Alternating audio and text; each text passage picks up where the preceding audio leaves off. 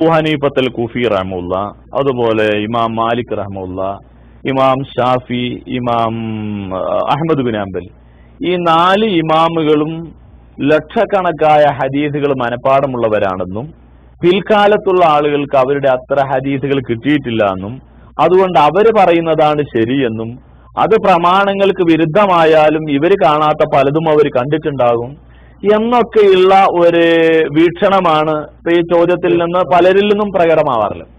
പക്ഷെ ഞാൻ പറയുന്നത് അതേ ആ ചോദ്യം തന്നെ 2 വിഭാഗത്തോടും ചോദിക്കേണ്ട ചോദ്യമാണ്. അതായത് ഒരു ഇമാമിനെ അന്ധമായി അനുകരിക്കാൻ പാടില്ല എന്ന് പറയുന്നവരോട് ചോദിക്കുന്നതിലേറെ ഒരു ഇമാമിനെ അന്ധമായി അനുകരിക്കണമെന്ന് വാശി പിടിക്കുന്നവരുണ്ടല്ലോ, അവരോടാണ് ഈ ചോദ്യം ആദ്യമായിട്ട് ചോദിക്കേണ്ടത്. കാരണം എന്താണെന്ന് ചോദിച്ചാൽ, ഇമാം ഷാഫിയെ അന്ധമായി അനുകരിക്കുക എന്ന് പറഞ്ഞാൽ അതിന്റെ നിർവചനം അഖ്ദു ഖൗലിൽ ഗൈരി ബി ഗൈരി മാരിഫത്തി ദലീലിഹി. ഒരു ഇമാമിനെ അന്ധമായി അനുകരിക്കുക എന്ന് പറഞ്ഞാൽ അതിന്റെ നിർവചനം ഇതാണ്: ഒരു തെളിവും കൂടാതെ ഒരു ഇമാമിന്റെ വാക്ക് അന്ധമായി അനുകരിക്കുക. പറഞ്ഞു എന്നത് മാത്രം. അതെ, ഇപ്പൊ അവര് ചില പുസ്തകങ്ങളിൽ കൊടുക്കാറുള്ള എന്താന്ന് വെച്ചാല്, ഒരു ഡോക്ടറെ സമീപിക്കുന്നത് പോലെ ഡോക്ടർ മരുന്നിന്റെ സ്ലിപ്പ് തന്നു കഴിഞ്ഞാൽ മെഡിക്കൽ ഷോപ്പിൽ കയറിയിട്ട് ഈ മരുന്ന് എഴുതാൻ, ഈ ടാബ്ലറ്റ് എഴുതാൻ എന്താ തെളിവ് എന്ന് ചോദിക്കാറില്ല. ഈ രോഗിയെ സംബന്ധിച്ചിടത്തോളം അവരെന്ത് ചെയ്യും, മെഡിക്കൽ ഷോപ്പിൽ സ്ലിപ്പ് കൊടുക്കും, അവര് കിട്ടുന്ന മരുന്നും മേടിച്ച് പോയി കഴിക്കും. അതേക്കുറിച്ച് യാതൊരു വിശദീകരണം ചോദിക്കും. എന്നതുപോലെ തന്നെയാവണം ഒരു ഇമാമിനെ അന്ധമായി അനുകരിക്കേണ്ടതെന്നാണ് ഇവര് പറയാറുള്ളത്. അതായത് ഇവര് സുന്നി എന്നും പറഞ്ഞിട്ട് ഈ തുർക്കിയിലേക്ക് ഈ മമ്പിരിക്കാരനൊരു തന്നെ എഴുതിവിടും. നമ്മുടെ മലപ്പുറത്തുകാരൻ കുറെ പുത്തംവാദങ്ങൾ എഴുതിവിടും. എന്നിട്ട് തുർക്കിയിൽ നിന്ന് അതിങ്ങോട്ട് പ്രസിദ്ധീകരിച്ചു വരും. അതായത് ലോകത്ത് മുസ്ലിം സമൂഹത്തിന്റെ പ്രമാണങ്ങൾ തല്ലി തകർക്കാൻ വേണ്ടി ഒരു വിഭാഗം പ്രവർത്തിക്കുന്നതിന്റെ ഒരു കേന്ദ്രമാണ് തുർക്കി. ഈ തുർക്കിയിൽ നിന്ന് വരുന്ന സുന്നി നമ്പർ 1, സുന്നി നമ്പർ 2, 3 എന്ന് പറഞ്ഞ പുസ്തകങ്ങൾ വരും. അതിൽ ഈ സുന്നി നമ്പർ 2 എന്നുള്ള പുസ്തകത്തിൽ ഈ കാര്യം കാണും. വളരെ കൃത്യമായിട്ട് അവർ എഴുതി വെച്ചിരിക്കുകയാണ്. ഒരു ഡോക്ടറെ സമീപിക്കുന്നത് പോലെയാണ്. നമ്മൾ ഒരു ശക്തമായ തലവേദനയോ പനിയോ ഉണ്ടായിക്കഴിഞ്ഞാൽ നമ്മൾ ആരും ഡോക്ടറെ സമീപിച്ചാൽ തെളിവ് ചോദിക്കാറില്ലല്ലോ എന്നതുപോലെ ഇമാമിനെ അന്ധമായി അനുകരിക്കണം. അപ്പൊ അങ്ങനെയാണെങ്കിൽ ഈ ഷാഫി ഇമാമിനെ അന്ധമായി അനുകരിക്കുന്നവർ എന്ത് ചെയ്യും? ഷാഫി ഇമാമിന്റെ വാക്കുകളെ കുറിച്ച് പിന്നെ യാതൊരു വിശദീകരണവും ചോദിക്കേണ്ട കാര്യമില്ല, ഇമാമിനെ അന്ധമായി അനുകരിക്കാം. അപ്പൊ നമുക്ക് പറയാനുള്ളത് എന്താന്ന് ചോദിച്ചാൽ, ഷാഫി ഇമാം ലക്ഷക്കണക്കായ ഹദീസ് മനപ്പാടമുള്ള ആളാണ്, എല്ലാം പഠിച്ച ആളാണ്, ഇവരെ അറിയുന്ന ആളാണ്. അപ്പൊ അതുകൊണ്ട് ഷാഫി ഇമാമിനെ അന്ധമായി അനുകരിക്കണം എന്നാണല്ലോ. എങ്കിൽ ഷാഫി ഇമാമിന്റെ അഭിപ്രായങ്ങൾ കൃത്യമായി നമ്മൾ പരിശോധിച്ചാൽ നിരവധി അഭിപ്രായങ്ങൾ ഇവർ തള്ളുന്നത് നമുക്ക് കാണാൻ കഴിയും. അതായത് സുബഹി നമസ്കാരത്തിന് ബാങ്ക് വിളിക്കുമ്പോൾ അസ്സലാത്തു ഖൈറും മിനൻ നൗം എന്ന് പറയുന്നതിനെ സംബന്ധിച്ച് ഇമാം ഷാഫി പറയുന്നത്, ലാ ഉഹിബ്ബു തസ്വീബ ഫി സുബ്ഹി വലാ ഫി ഗൈരിഹാ. സുബഹിയിലും സുബഹി അല്ലാത്തപ്പോഴും അസ്സലാത്തു ഖൈറും മിനൻ നൗം പറയലിന് ഞാൻ ഇഷ്ടപ്പെടുന്നില്ല എന്നാണ് ഷാഫി ഇമാം പറയുന്നത്. കാരണം അദ്ദേഹം പറയുന്നില്ല, അന്ന അബാ മഹദൂറത ലം യഹ്കി അൻ നബി സല്ലല്ലാഹു അലൈഹി വസല്ലം. അബൂ മഹദൂറ എന്ന് പറയുന്ന മാന്യദേഹം റസൂലുള്ളാഹിയിൽ നിന്ന് ഇത് ഉദ്ധരിച്ചിട്ടില്ല. അപ്പൊ സുബീന് ബാങ്ക് വിളിക്കുമ്പോ അസ്സലാത്തു ഖൈറും മിനൻ നൗം പറയരുത്, ഞാൻ അത് ഇഷ്ടപ്പെടുന്നില്ല എന്ന് ഇമാം ഷാഫി കൃത്യമായി തന്റെ ഉമ്മിന്റെ 1-ാം വാല്യം 99-ാം പേജ് പറയുന്നുണ്ട്. അപ്പൊ ഷാഫി ഇമാം ലക്ഷക്കണക്കായ ഹദീസ് മനപ്പാടുള്ള ആളല്ലേ, ഇവരെ പാണ്ഡിത്യമുള്ള ആളാണ്. അപ്പൊ ഇവര് ഏതടിസ്ഥാനത്തിലാണ് സുബീക്ക് അസ്സലാത്തു ഖൈറും മിനൻ നൗം പറയുന്നത്? അതിന് ഇവര് മറുപടി കണ്ടെത്തേണ്ടതാണ്.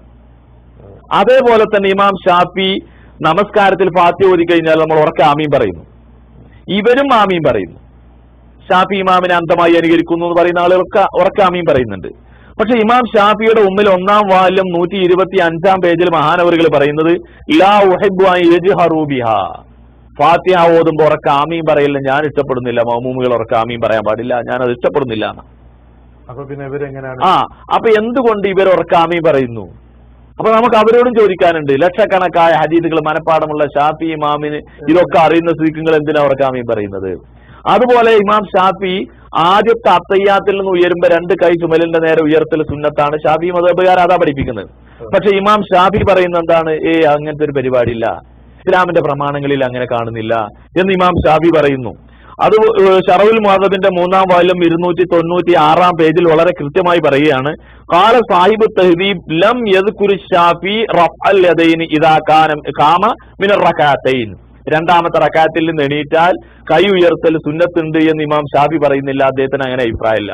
അപ്പൊ ഇമാം ഷാഫി അന്ധമായി അനുകരിക്കുന്നവർ ഏതടിസ്ഥാനത്തിലാണ് 2 കൈ ഉയർത്തുന്നത്? ലക്ഷക്കണക്കായ ഹദീസ് മനപ്പാടമുള്ള ആള് പറയുന്നത് കേട്ടാ പോരെ? ഇവര് വലിയ ആയത്തുകളും ഹദീസുകളും അറിവുള്ള ആളല്ലേ. അതുപോലെ 5 നേരത്തെ നമസ്കാരങ്ങളിൽ ഏറ്റവും മഹത്തായ നമസ്കാരം, അതിന്റെ പേരാണ് സ്വലാത്തുൽ ഉസ്ത. ഈ സ്വലാത്തുൽ ഉസ്തയെ സംബന്ധിച്ച് ഇമാം ഷാഫി എന്താ പറയുന്നത്? സുബഹിയാണ് സ്വലാത്തുൽ ഉസ്ത. നമസ്കാരങ്ങളിൽ ഏറ്റവും 5 നേരത്തെ നമസ്കാരങ്ങളിൽ ഏറ്റവും മഹത്തായ നമസ്കാരത്തിന് സ്വലാത്തുൽ ഉസ്ത എന്നാ പറയാം. ഖുർആനിലുണ്ട് ഹാഫിളു അല സ്വലാത്തി വസ്സലവാത്തിൽ ഉസ്ത എന്ന് കാണാൻ കഴിയും. അപ്പൊ ഈ സ്വലാത്തുൽ ഉസ്ത ഷാഫി ഇമാം പറയാണ് സുബഹിയാണ്. എന്നാൽ ഇമാം ഷാഫിയുടെ മദ്ഹബുകാരെന്ന് പറയുന്ന ആളുകൾ എന്താ പറയുന്നത്? അവര് പറയുന്നത് അസ്റാണ് എന്ന്. ഷാഫി ഇമാം പറഞ്ഞത് കേട്ടാ പോരെ ഇവർക്ക്? അപ്പൊ നമ്മൾ പറയുന്നതാണ് ഷാഫി ഇമാമിനെ നമ്മൾ തള്ളുന്നതിലേറെ ഇവർ തള്ളുന്നു. ഇനി നോക്കൂ നിങ്ങൾ, ഇമാം ഷാഫി റഹ്മത്തുള്ളാഹി പറയുന്നത് 2 വയസ്സിൽ താഴെയുള്ള പാലല്ലാതെ മറ്റൊന്നും ഭക്ഷിക്കാത്ത ആൺകുട്ടിയുടെ മൂത്രത്തെ സംബന്ധിച്ച് ഷാഫി മദ്ഹബുകാര് പറയുന്നു അത് മുഖഫഫായ നജസാണ്, വെള്ളം കുറഞ്ഞാൽ ശുദ്ധിയാവുന്നു. ഇമാം ഷാഫിയെ സംബന്ധിച്ച് ഷാഫി മദ്ഹബുകാർ കൃത്യമായി പറയുന്നു ഷാഫി ഇമാമെ അതറിയില്ല. ഷാഫി ഇമാം പറയുന്നത് ആൺകുട്ടിയായാലും ശരി പെൺകുട്ടിയായാലും ശരി 2 കുട്ടികളുടെ മൂത്രവും ഒരുപോലെയാണ്. അന്നഹാലം യസ്ബുത് ഇന്ദ ഷാഫി, ഷാഫി ഇമാമിന്റെ അടുക്കൽ അതിലുള്ള വ്യതിരക്തത സ്ഥിരപ്പെട്ടിട്ടില്ല. ഹത്താ കാല, എത്രമാത്രം ഷാഫി പറയുകയാണ് വലാ യതബയ്യനു ലീ ഫീ ബൗലി സ്വബി വൽ ജാരിയത്തി ഫർഖും മിന സുന്നത്തി സാബിത, പ്രവാചകന്റെ ചര്യയിൽ നിന്ന് ഈ 2 കുട്ടികളുടെയും മൂത്രത്തിനിടയിൽ ഒരു വ്യതിരക്തത എനിക്ക് വ്യക്തമായിട്ടില്ലെന്ന് ഇമാം ഷാഫി പറയാം. അപ്പൊ ഇമാം ഷാഫി അത്രയും ലക്ഷക്കണക്കായ ഹദീസ് മനപ്പാടമുള്ള ഇമാം ഷാഫിക്ക് വ്യക്തമാവാത്തത് ഇവർക്ക് വ്യക്തമായി എന്നോ? അപ്പൊ സത്യത്തിൽ നമ്മളോട് ചോദിക്കുന്നതിലേറെ ഇരട്ടി അവരോട് ചോദിക്കണം. ഇനി ഞാൻ പറയാം, ഇനി ഇമാം അപ്പൊ നമ്മൾ എന്ത് ചെയ്തു അവിടെ?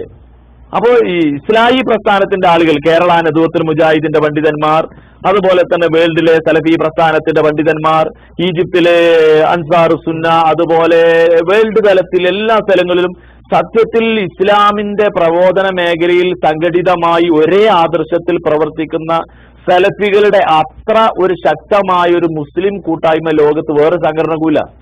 ഇവിടെ സമസ്തകളോ അല്ലെങ്കിൽ ജമാഅത്തുകാരോ അല്ലെങ്കിൽ ഇഖ്വാനികളോ ആരുണ്ടായാലും ലോകത്തിന്റെ എല്ലാ കോണുകളിലും സലഫി പ്രസ്ഥാനത്തിന്റെ പ്രവർത്തകന്മാർ വളരെ കൃത്യമായി പ്രവർത്തിക്കുന്നുണ്ട്. പക്ഷെ അവരിൽ ബോർഡും അതുപോലെ തന്നെ പ്രകടനങ്ങളും മറ്റുമൊന്നും കാണില്ലെങ്കിലും വളരെ കൃത്യമായി വേൾഡ് തലത്തിൽ സജീവം